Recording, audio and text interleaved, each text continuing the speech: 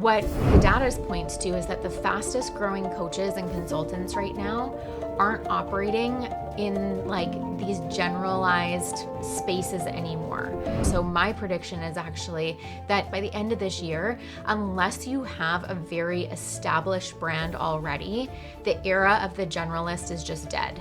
Your category of one lives at this intersection point of 4 different things. So one of my absolute favorite things to do is help people carve out what I call their category of one. And you know what I'm talking about when I say category of one now, because we've been in this playbook series together for a few episodes. But I want you to really understand something about how I think about this process. Because the way I think about carving out your category of one is not like this creation process where we're creating from thin air or making something up. What we're doing is we're actually excavating. And I love this word excavation because I read something years ago about Michelangelo, the artist, and how he oriented towards his work of creating the statue of David. And he didn't actually think about that process as a creation process. He thought about it as chipping away at everything that wasn't David until David appeared. Every piece of marble that wasn't meant to be part of David, it was his job to just chip it away until it disappeared. And this is how I think about going about getting your category of one. Chipping away at everything that isn't yours, everything that isn't what actually is part of your category of one. So we go through your experiences, what your clients say about working with you, why certain people or the people that you work best with, like why do they come to you versus your competition? And how do you look at your work? Like what is the lenses that you look at your work through? And what influenced that? Like what influenced your perspectives? And we look for patterns. And you can totally do this on your own, but there is something really powerful about getting someone who can truly see you, who can see what's been in plain sight the whole time, but you've just been missing it because you're too close to it. Because it really is hard to see our own genius. It's like that old analogy about the fish in the water. The fish doesn't know it's swimming in water because that's all it knows. And this is such a beautiful process, this category of one excavation, and I love it. And there's this moment in every single excavation where the person that I'm working with feels fully seen in all that they are. I was recently facilitating this immersion with a client, and at the end of it, she was kind of like, whoa. And she just looked at me and she was like, is this too much? Like, am I too much? And it was a lot that she was bringing to the table. She was multi-passionate. She had a huge range of experiences.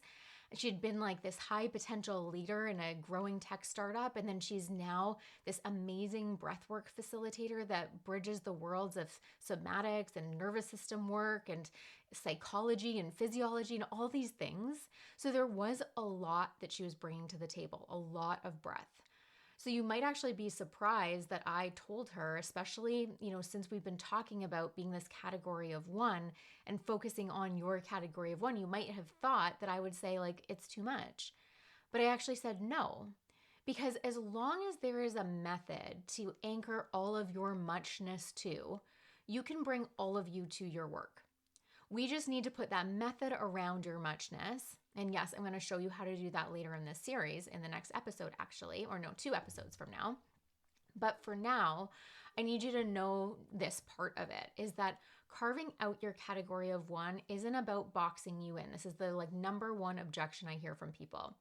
And it's not about making your work one-dimensional, so you only get to talk about one thing for the rest of your life. It's about finding this intersection point between all that you bring and a need in the market.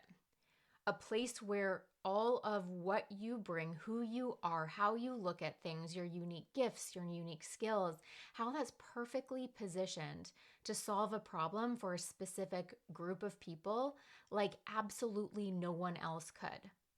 And what's so cool to me about looking at your category of one in this way is that the game we get to play here then isn't about being the best at something, like being the best business coach or the best HR consultant, the best subconscious reprogrammer.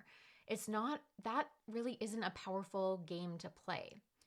When you play the game of being the best, you literally put yourself into competition with everyone else that's in your space. So it becomes this race to the bottom, and you end up competing on things like price and access. And it's what in the business world, you might have heard it referred to as like the red ocean strategy, where you compete in the same ocean for the same clientele as your competitors. And there's no real differentiation amongst anyone except for you're the cheapest, you're the, give me the most bonuses or the most access. And like, there's no other way to say it, but like why it's called red ocean is because it becomes a bloodbath. Where, on the other hand, you could take a blue ocean strategy. And this is where you create your own space, where you're only fishing in the space where you could fish in. No one else is there. And there's no competition because you've made it so clear what you, like how you and what you offer is different. So instead of being the best business coach, the best HR consultant, the best subconscious reprogrammer, you're the only business coach who blends the world of strategy and subconscious reprogramming the way that you do. This has to, though, be value that your clientele genuinely can't get anywhere else. It's like your specific way of doing things. And this has to be valuable in the eyes of your ideal client group, because otherwise it's not this like unique offering that they actually care about. It might be unique and different, but it's like they don't really care. So what I want to be really clear on here is that you don't need to be weird or radically different to be a category of one. I know a lot of people get confused on this and they think they need to have all these gimmicks. And actually this lady has been on my mind a lot lately because I recently had this like really good laugh at myself the other day in my hot tub when I realized, oh my God, I've become her. And a quick story, I came across this woman early in my entrepreneurial career. She was the business coach. I didn't really look into her stuff. Actually, she could have been amazing, but she had positioned herself as this bikini business coach. And all of her content was in her pool, in her bikini. And I had just like made the move from corporate where it's like pretty pinned up and professional in that space. And so when I saw her and came across her account and I'm like, okay, I'm kind of playing in the same space as her. I'm like, this is really weird and I don't want to do that. It was odd.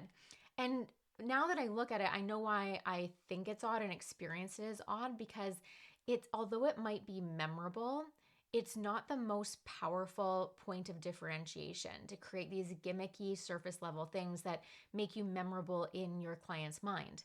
As thought leaders, there's much more meaningful ways to differentiate yourself.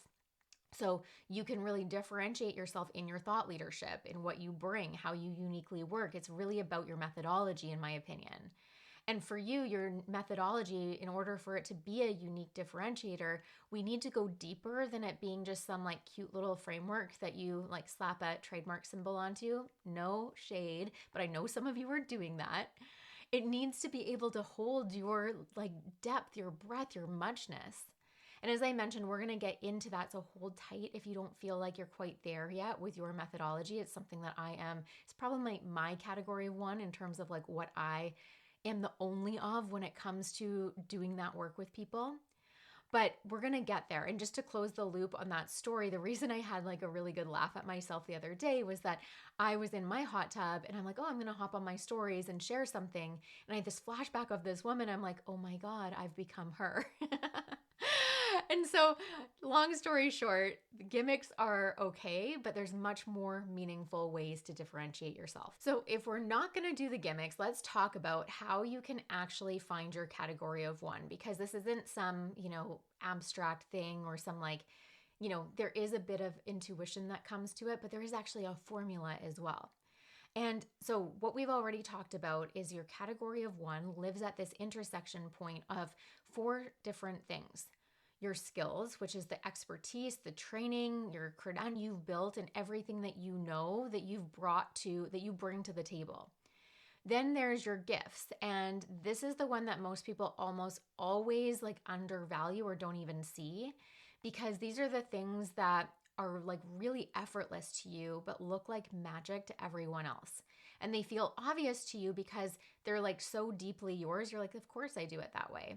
And because you've always done it that way. You can't imagine like doing your work any differently or seeing the world any differently. But the thing is, other people genuinely can't do what you do there. And so the gap between what feels completely natural to you and what feels impossible or tricky to everyone else, that's a real huge leverage point for your category of one. And then we've got your passion and your obsession. And we already talked about this in episode 2. This is the work you do if no one paid you. And this conversation is like the one that you are just like obsessed with having, and you would have it for free. And then the final piece in this puzzle is the market need. And this is the most important one probably, because without this piece, your business model won't work. So this is a problem, an active problem that your ideal client is looking to solve. And these 4 things have to be present and they have to overlap. Because if you're not operating from this overlap place, you might have the experience of like being really passionate about what you do, but not actually being able to make money. Or you're going to be stuck in that survival work realm that we talked about in episode 2, where the money's good, but it feels like not fulfilling. It's just like, why wouldn't you just get a job then? So when these 4 pieces come together, that's where magic happens. And so that's really your takeaway from this episode, is looking at where is your category of one. And if you don't have one yet, that's okay. This is where the excavation starts. You get to start chipping away like Michelangelo did to look at what's been there the whole time, just what haven't you seen yet. And so as you have that as your takeaway, I want to close with something that I think about a lot when it comes to this. And really it's like why is this important beyond it being some sort of like positioning exercise? And there's this idea in business where there's like a perfect market, it's called. And the perfect market is where every single business or every single person, service provider, whatever market you're in, is known for their thing. They're like, this person is known for this thing. This person's known for that thing. And people become specialists. They become known for their thing. Your clients know how to think about what you do and why they would hire you. And people know how to refer you because what you do and how you help people is so clear. And the biggest one that's underestimated when you operate in this perfect market is that aligned partnerships, like these strategic partnerships, land so much more easily because people don't see you as competition. They're like, oh, I see the value that this person can bring to my work. As an example, just the other day, I got hired by a creative director. She was working with a client, and her client, she wasn't able to really articulate what we're talking about here, her category of one, her unique methodology. And this creative director was like, in order for me to do my job really well, I need to know these things. I need to know these things so I can bring them to life. And so she reached out to me because I'm known for helping people excavate their category of one, for creating a unique and ownable methodology around it. And she's like, hey, what would it look like to bring you in to collaborate with us just on this piece? And so because I was known for that thing, because I have a specialty, it wasn't seen as like competition or like going against what they were doing. I was actually adding value.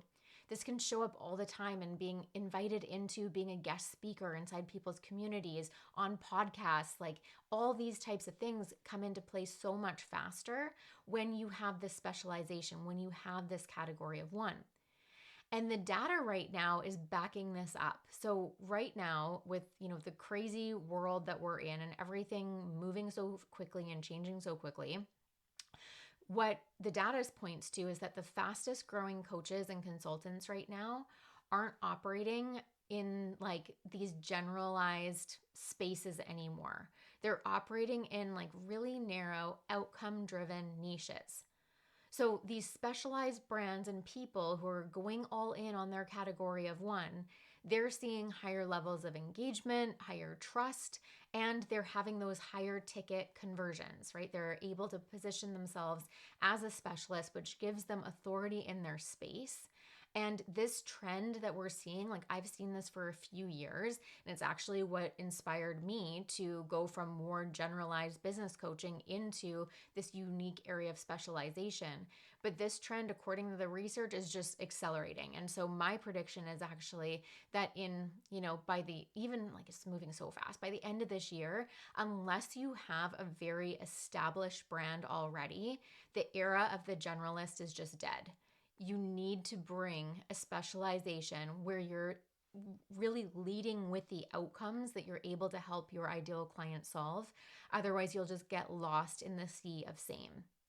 So this category of one that we're talking about, this isn't just like a business strategy. It's definitely strategic. But when you think of yourself as a category of one, you're really being like this contribution to this ecosystem in your industry that allows you to serve people in a specialized way and also have people know how to utilize you. So again, what is yours? And if you don't know, that's okay. That's where your next step is. And this is your work to dig into this piece. But in the next episode, we're going to continue to layer here. So it's important to at least start thinking about this conversation, because in the next episode, we're going to take everything we've been talking about up to this point and start talking about how to turn your category of one into stories, into a compelling narrative that makes your ideal client actually feel something. And so one last thing before you go, I want to share something with all of you that are here, part of this series at this point in time, here live with me, because I've got something exciting to share with you. Everything in this series that we're walking through together is part of this playbook, this category of one playbook that I've codified and put together. The mindset work that we've talked about, the decisions that are required, your ownable methodology, your offer ecosystem, the thought leadership, the messaging, the strategy, and all of this that we're talking about is strategic content because it's giving you a peek into the exact work that we do together inside of my mastermind called Legacy Builders. And I want to be really clear about what Legacy Builders is, because when we hear this word mastermind, there's a lot of different variations of this, and it's not your typical mastermind. My experience with masterminds is that they're typically rooms of like 20 people, and the people are all at different stages, kind of on different paths. There's no cohesive journey, and they come in with completely different goals. And then you get put in the same space and you get one weekly call where you get some hot seat coaching time, and then maybe some time with your mentor or coach in like a group chat. And then you're left to figure out everything else on your own.